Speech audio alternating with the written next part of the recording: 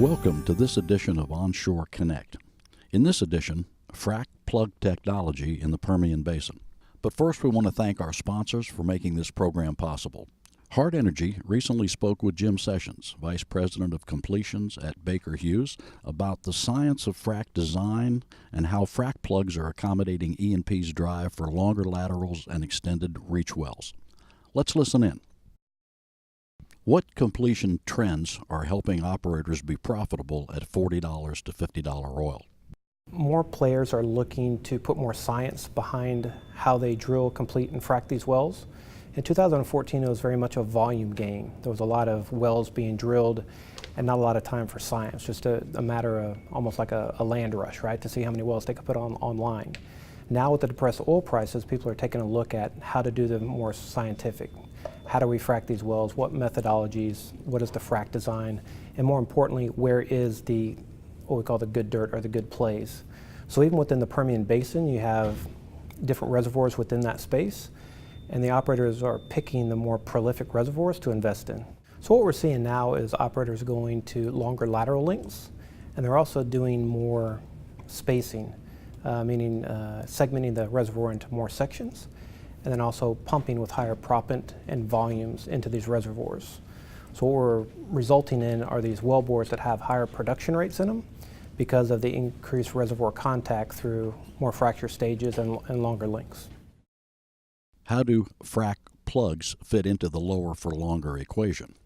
The frack plugs fit a niche to where obviously these are being employed on these duck wells, these drilled uncompleted, the inventory we had over the last couple of years. But what it does, it gives a lot of flexibility to the operator for stage placement, and then to also when they're doing pad drilling, we can come back at a later date and determine how the best way to frack these wells is. So it leaves the wellbore unconstrained.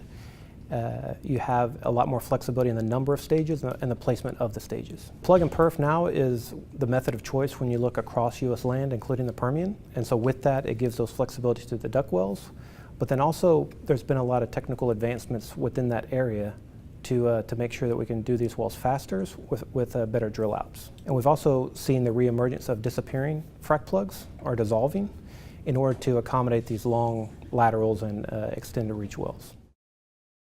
What new frack plug technology is bringing wells to production faster and more efficiently?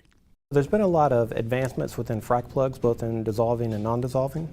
On the non-dissolving side, frack plugs like our new torpedo plugs are much smaller, shorter, which means quicker drill out. Fewer parts, more reliable, without sacrificing the performance characteristics.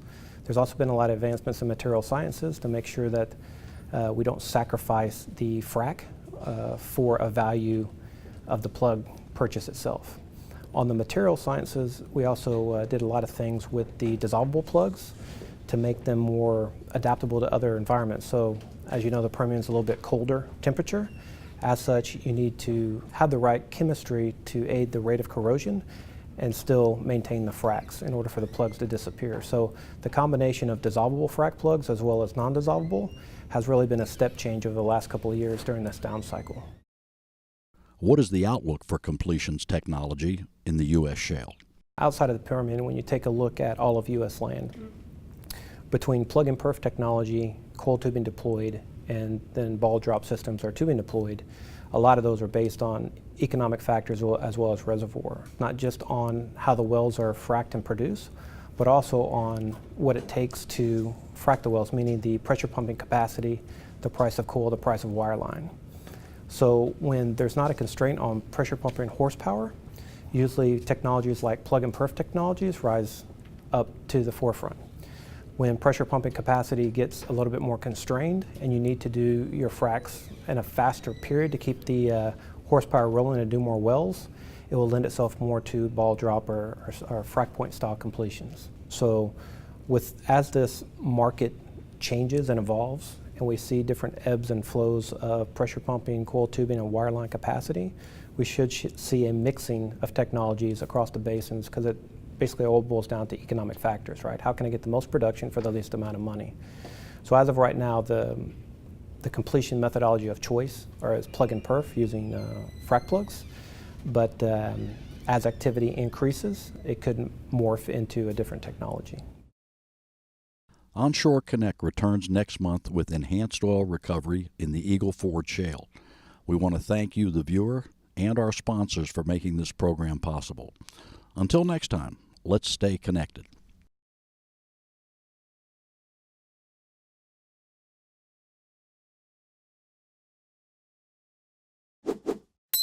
To stay up to date on the most recent Hart Energy videos, subscribe to our YouTube channel by clicking here.